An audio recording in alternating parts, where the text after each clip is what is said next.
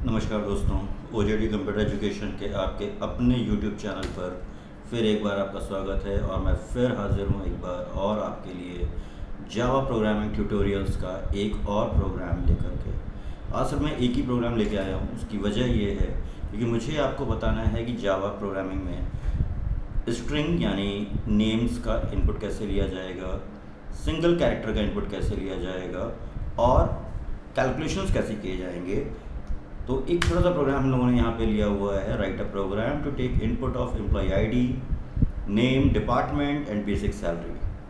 Now print back his और entire details including 12% TA, 15% DA, 10% HRA of basic salary. जी हाँ, ये है हमारा आज का टारगेट और ये हम लोग करने वाले हैं प्रैक्टिस प्रोग्राम्स की। तो आइए शुरू करते हैं यहाँ पर। तो सबसे पहले तो हमेशा की तरह जिस पे हम लोग को काम करना है और इतने दिनों से हम लोग जिस पे काम कर रहे हैं उस पर आप आते हैं एक बार।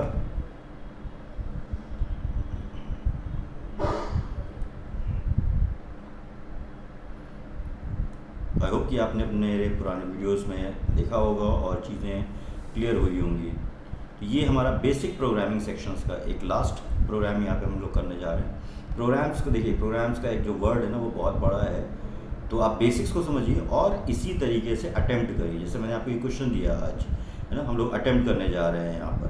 तो अब देखते हैं कैसे होता है और किसी क्वेश्चन की शुरुआत कैसे हो रही होगी। तो मैं वापस आ चुका हूँ अपने यूट्यूब जावा ट्यूटोरियल्स के प्रोजेक्ट पे, जिस पर मैंने अभी तक आपको बहुत सारे प्रोग्राम तो नहीं कहूँगा बट हाँ कुछ इंपॉर्टेंट प्रोग्राम्स की शुरुआत आपको दिखाई।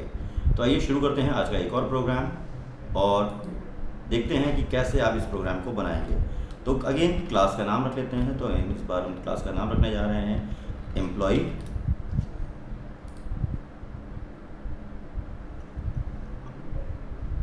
और क्वेश्चन के अकॉर्डिंग जैसा मुझे चाहिए वहाँ पर, ठीक है। तो क्वेश्चन को भी मैं यहाँ पर देख लेता हूँ एक बार क्या है मेरे पास क्वेश्चन में, है ना। तो क्वेश्चन के अकॉर्डिंग अगर मैं चल रहा हूँ तो मेरे पास 12% टीए, 15% डीए और 10% एचआरए, इस पर मुझे क्या करना है, काम करना है, ठीक है। चलिए तो इंपोर्ट कराता हूँ। पहले तो मैं इंपोर्ट स्टेटमेंट यूज़ करता हूँ हमेशा की तरह, java.util.scanner या एस्ट्रिक लगा सकता हूँ, मैं बार बार बोलता हूँ और वीडियो में। मेन टाइप करके टैब प्रेस करो, स्कैनर क्लास ले लेते हैं यहाँ पर, new scanner system dot in. अब यहाँ पर हमें क्या चाहिए, स्ट्रिंग। स्ट्रिंग में क्या होगा, नेम होगा, यानी अल्फ़ाबेट से स्टोर हो सकते हैं, डिपार्टमेंट का नाम आ सकता है, ठीक है, ये आ गया आपका। आईएनटी में एम्प्लॉय आईडी आ सकती है तो इंटीजर में होगी। डबल में आपका बेसिक सैलरी, तो बेसिक ले लेते हैं, कॉमा टीए का कैलकुलेशन है, कॉमा डीए का कैलकुलेशन है, कॉमा एचआरए का कैलकुलेशन। तो ये मैंने जितने भी नेसेसरी वेरिएबल्स थे वो मैंने यहाँ पर क्या किए, डिक्लेयर कर लिए हैं, ठीक है। ये मैंने यहाँ पर आ चुका है, ठीक है ना। अब इनपुट लेना शुरू करता हूँ। सबसे पहले मैं एंटर एम्प्लॉय आईडी, तो आईडी इंटीजर में है, एम्प्लॉय आईडी का वेरिएबल ये रहा। IMP ID is equals to SC dot next INT ना। अब मुझे क्या चाहिए, यहाँ पर नेम चाहिए, तो एंटर नेम। तो यहाँ पर जो फंक्शन यूज़ करने जा रहा हूँ वो कौन सा है, name is equals to SC dot next line. ये मेथड, ये फंक्शन यूज़ करते हैं हम लोग किस चीज़ के लिए, और SC dot next line string को रिसीव करने के लिए। सेम एंटर डिपार्टमेंट ना, depth is equals to again SC dot next INT। और सॉरी यहाँ पे हम लोग क्या चाहिए था, नेक्स्ट लाइन चाहिए, है ना। तो यहाँ पे हम लोग क्या कर सकते हैं, नेक्स्ट लाइन भी ले सकते हैं, नेक्स्ट भी ले सकते हैं, तो आप अपने अकॉर्डिंग जो चाहिए तो नेक्स्ट लाइन भी यूज़ कर सकते हो और नेक्स्ट भी यूज़ कर सकते हो ना। अब लेते हैं यहाँ पे एंटर बेसिक सैलरी, ठीक है। तो बेसिक सैलरी के लिए हो गया हमारे पास बेसिक वेरिएबल था जिसमें सैलरी होल्ड करनी है, SC डॉट नेक्स्ट डबल। अब एज पर क्वेश्चन हम लोग को क्या क्या चाहिए, दोबारा क्वेश्चन पे चलते हैं। टीए चाहिए था 12, 15, 10, है ना, टीए डीए एचआरए। तो हम लोग आते हैं अपने प्रोग्राम के अंदर, और यहाँ पे टीए कैलकुलेट करते हैं, उसकी बेसिक सैलरी का 12% यानी 12 डिवाइड बाय 100। डीए कैलकुलेट करते हैं बेसिक सैलरी का 15%, तो 15 डिवाइड बाय 100। और अगर आपको करना है H R is equals to basic into 10 divide by 100। ठीक है, ये क्या हो गया। और यहाँ पे ले लेते हैं एक और वेरिएबल जो कम पड़ गया है, तो रन टाइम पर मैं एक वेरिएबल ले ले रहा हूँ, total is equals to basic plus T A plus D A plus H R A. और 1 बाय 1 सारी इन्फॉर्मेशन प्रिंट कराते हैं। तो यहाँ पे लेते हैं एम्प्लॉई आईडी, थोड़ा सा टैब देते हैं, टैब डिस्टेंस मतलब टैबुलर डिस्टेंस के लिए /t, और यहाँ पे ले लिया मैंने EMP आईडी। तो यहाँ पे क्या होगा, आईडी प्रिंट हो रही होगी। देन एम्प्लॉय नेम /t, मैं यहाँ पे एम्प्लॉय नेम पूरा मैसेज दे रहा हूँ। आउटपुट ऐसा देना है ये आप डिसाइड करोगे, नेम, ठीक है। Then S out department /t plus और बेसिक सैलरी जो हमारी है रुपीज़, ये सिंबल लगा दिया मैंने अपनी तरफ से, प्लस करके क्या दे दिया मैंने यहाँ पर बेसिक, तो ये अपनी वैल्यू प्रिंट करेगा।